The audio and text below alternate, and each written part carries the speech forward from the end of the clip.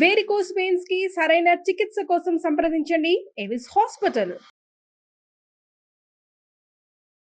నమస్కారం, మీరు చూస్తుంది India's largest digital media network Suman TV. మనతో పాటు ఉన్నారు ప్రముఖ ఆధ్యాత్మికవేత్త డాక్టర్ అనంతలక్ష్మి అమ్మ గారు. నమస్తే అమ్మా. నమస్తే అమ్మా. అమ్మ, కమెంట్ బాక్స్ మొత్తం చెక్ చేస్తే అందరూ అడుగుతున్న ప్రశ్న ఏంటంటే, ఎక్కువ శాతం కార్తీక మాసం కార్తీక పౌర్ణమితోనే అయిపోతుందా? ముందర ఆ ప్రశ్న అడగడానికన్నా ముందు వాళ్ళకి ఇది రావడానికి కలిగిన కారణం చెప్తా. ఇటువంటి సందేహం రావడానికి ఒక కారణం ఉండాలిగా, ఊరికే రాదు కదా. మీరు ఈ కార్తీక పురాణాలు కానీ కార్తీక మాసానికి విశేషాలు కానీ ఏం చదివినా పౌర్ణమి దాకానే వాటి గురించిన వివరాలు ఎక్కువ కనపడతాయి. పౌర్ణమి తర్వాత వచ్చేటటువంటి కృష్ణపక్షంలో, కార్తీక కృష్ణపక్షంలో ఏమీ ప్రత్యేకంగా లేదు. ఉన్నది ఒక్కటే ఒకటి ఉంటుంది, అది కూడా తెలుగు వాళ్ళకి సంబంధించింది, ఇంకేం లేదు. మళ్ళీ కార్తీక మాసం ప్రారంభం అంటే మరి ప్రారంభంలో బలిపాడ్యమి లేక గోవర్ధన పూజ, భగిని హస్త భోజనం, ఆ తర్వాత భ్రాతృవీర్య అని ఉంది. అది మన ఎవరు వాడరు, మన వాడకంలో లేదు. అంటే భ్రాతృతృతీయ అంటే అన్నగారి ఇంటికి వెళ్ళి చెల్లెలు తిండ, అది అసలు అలవాటుగా పోనిపోయింది. 4వ రోజు వచ్చేటప్పటికల్లా నాగుల చవితి, ఇలా వచ్చేసి సోమవారాలు, ఏకాదశి, పూర్ణిమ, మధ్యలో గోపాష్టమి, ఇలా మొత్తం అంతా కూడా మనకి మనం అనుకునే కార్తీక మాసంలో పాడ్యమి నుండి పూర్ణిమ దాకా ప్రతిరోజు యొక్క ప్రత్యేకత చెప్పిన తర్వాత కృష్ణపక్షంలో ఏం లేకపోతే ఏమైంది, కార్తీక మాసం 15 రోజులేనా అని అనుమానం వస్తుంది. కానీ దీనికి కారణం ఏమిటంటే, నెలలని లెక్క పెట్టే పద్ధతిలో పేర్ల దగ్గర చిన్న తేడా ఉంది ఉత్తర దేశానికి దక్షిణ దేశానికి.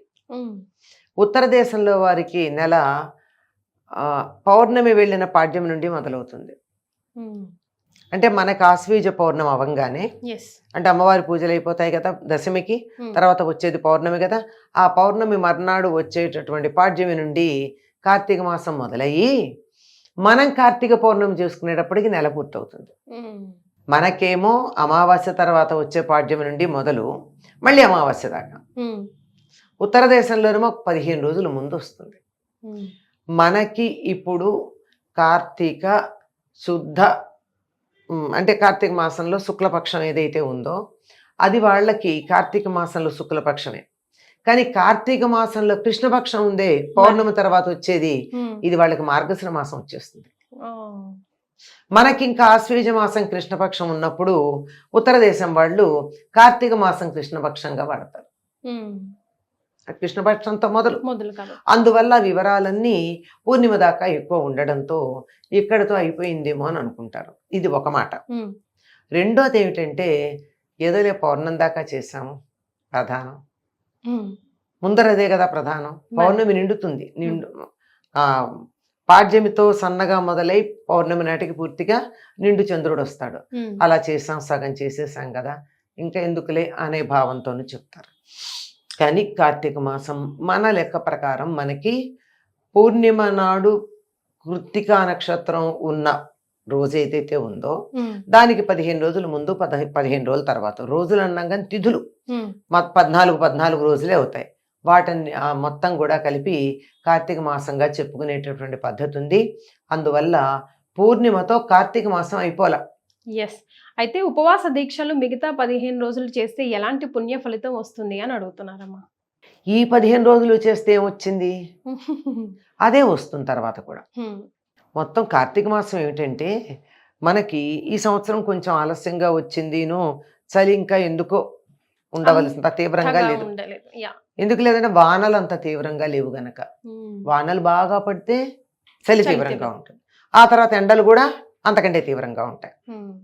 కానీ ఇక్కడ ఈ సంవత్సరం వానలు పడలేదు గనక చలి అంత తీవ్రంగా లేదు. కానీ సహజంగా మనకి ఎప్పుడూ కూడా లెక్క ప్రకారం గనక అయినట్టయితే వానలు, ఐ రిపీట్, లెక్క ప్రకారం గనక అయినట్టయితే ఇది చలికాలం, పగలు తక్కువ ఉంటుంది, రాత్రి ఎక్కువ ఉంటుంది. పగలంటే సూర్యుడు మన జీర్ణశక్తిని బాగా ఉండేట్టు చేయగలుగుతాడు. సూర్యుడు లేనప్పుడు తిన్నది కొవ్వుగా మారుతుంది, సూర్యుడు ఉన్నప్పుడు తిన్నది అరిగి బలంగా వంట పడుతుంది. అదిదా లాజిక్. అందుకే సూర్యాస్తమయం అయ్యాక ఎక్కువ తినద్దని చెప్తారు మన వాళ్ళు. అది బాగా కొవ్వులాగాను ఏదో ఏదో రకంగా పేరుకుపోతుంది అక్కర్లేందిగా. అది వంట పట్టాలి అంటే సూర్యుడు ఉండగా తినాలి. ఇంకా అయితే పూర్వులు బాగా ఎక్కువ కాలం ఎందుకు జీవించి ఉండేవారంటే సూర్యుడికి నమస్కారం చేయందే భోంచేసేవాళ్ళు కాదు. వర్షాకాలంలో సూర్యుడు రాలేదనుకోండి తినేవాళ్ళు కాదు. అప్పుడు వాళ్ళకి జీర్ణకోశ సంబంధమైన వ్యాధులు రాక ఆరోగ్యాలు బాగా ఉండేవి. అటువంటిది కార్తీక మాసం అంటే పగళ్ళు తక్కువ, సూర్యుడు ఉండే కాలం తక్కువ, చలిగా ఉంటుంది, ఇంకొంచెం తిందామనిపిస్తుంది కారంగా వేడిగా. ఎస్, అవునా? వేడి వేడిగా హాట్గా. అదే 2 హాట్లు అంద, కారము వేడి అని 2 చెప్పారు. మరి మీరు హాట్ అంటే 2 అర్థాలు వస్తాయి. అలా ఉండేటటువంటి దీన్ని మరి వేసవి కాలంలో చూడండి పూర్తిగా కాసేపు నాకు చాలే అనిపిస్తూ ఉంటుంది. నిజానికి అప్పుడు ఎక్కువ శరీరం నుంచి శక్తి పోతూ కూడా ఉంటుంది. అట్లాంటిది ఈ సమయంలో ఇలా ఉంటుంది కనుక ఉపవాసాలు చేయమన్నారు. ఆరోగ్య దృష్ట్యా ఇది చాలా అవసరం అమ్మా. ఆరోగ్యం ప్రకారం ఒళ్ళు రాకుండా ఉండాలి అంటేను, పొట్ట పెరగకుండా ఉండాలి, ఫిట్ అండ్ ఫైన్ గా ఉండాలంటే కూడా కొవ్వు పెరగకుండా ఉండాలి, ఆరోగ్యంగా ఉండాలి అంటే ఇది ఆహార నియమాలు పాటించడం అవసరం. అందువల్ల ఇది మరి పూర్ణిమ దాకా పాటించాం బాగానే ఉంది, తర్వాత 15 రోజులు పాటించలేదనుకో ఏమైంది, సగం ఫలితం వస్తుంది, నష్టమేం లేదు. అయితే ఇప్పుడు ఎవరు చెప్పినా ఎక్కడ చెప్పినా కార్తీక మాసాన్ని ఎలా వినియోగించుకోవాలి, ఎలాంటి ఉపవాస దీక్షలు చేయాలి, దీపారాధన ఎలా చేయాలి చెప్పారు, కానీ ఎలా ముగింపు పలకాలో చెప్పలేదు.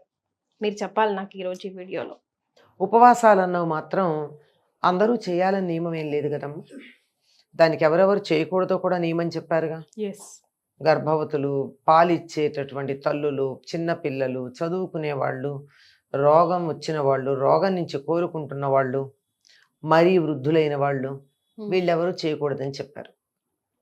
కనుక ఆరోగ్య దృష్ట్యా 15 రోజులు చేసాం ఇంకా చాలు. దానివల్ల ప్రయోజనం ఏమిటి అంటే నిజానికి ఉపవాసం అంటే ఏమిటి? సమీపంలో వాసం ఉండడం, అంటే భగవత్ చైతన్యానికి సమీపంలో ఉండడం అని. అది లేకుండా అన్నం తినడం మానేసి ఏదో పనులు చేసుకుంటే అది లంఘనం అవుతుంది తప్ప ఉపవాసం అవుతుంది. అటువంటి ఉపవాసం ఈ 15 రోజులు చేస్తే చాలా ఫలితం ఉంటుంది.